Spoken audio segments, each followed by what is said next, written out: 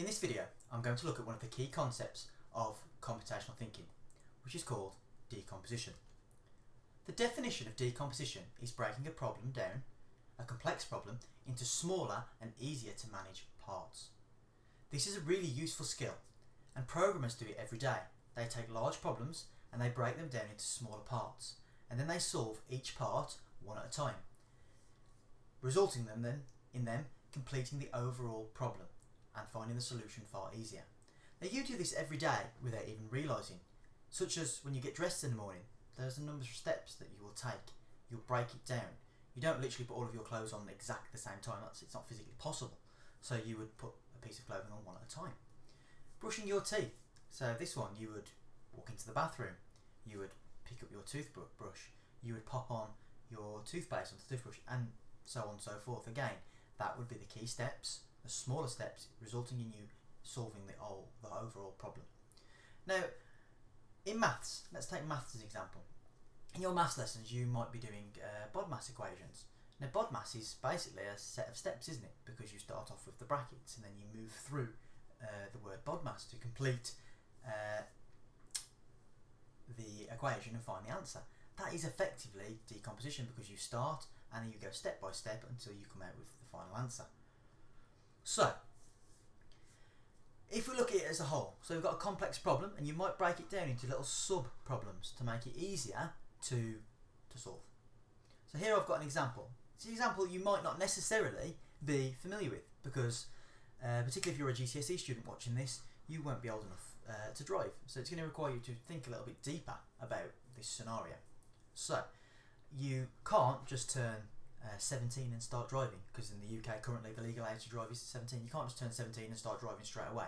There's a few things that you've got to do beforehand. So to break that problem down, the first thing that you would need to do is you would have a subtask here, and you would get yourself a learner's license. You would then find yourself an instructor to teach you to drive.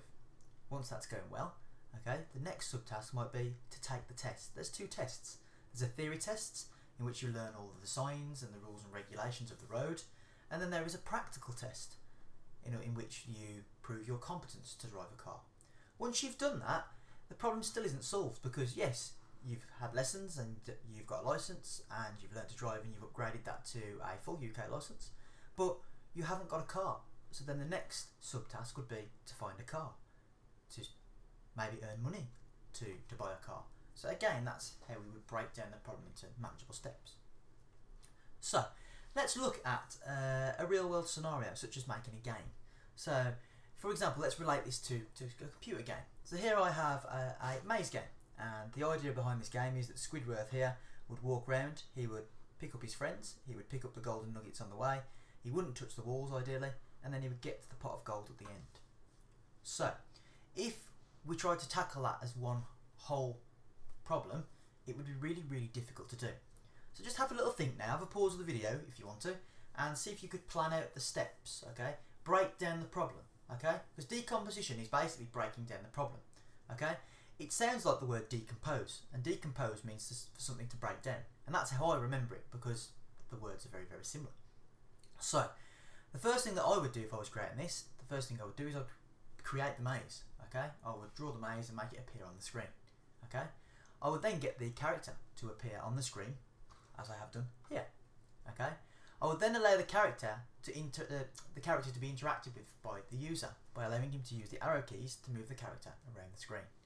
I would then add some validation to stop the character going through the walls, otherwise the game would be pointless. The next thing that I would do is I would get it so the character could pick up the golden nuggets or collect his friends. And then I might want to increase the score based upon the friend or the golden nugget he collected. And then finally, I might want to add some form of game win or game loss or validation to check whether or not the person playing the game has hit all of the criteria to complete the particular level. So again, that is me breaking it down into smaller, manageable steps. So, as an overview, decomposition is breaking a complex problem down into simple and easy to manage parts. The advantage of decomposition breaks a problem down to make it easier to solve. Okay? If multiple people are involved in the project, okay, or the solving of the problem, they can each work on a different part, okay, in some scenarios. Once you've created the problem, you might be able to take some of the different subparts and reuse them in similar projects in the future. And that is pretty much everything that you need to know about decomposition. If you've got any questions, please feel free to contact me on this channel.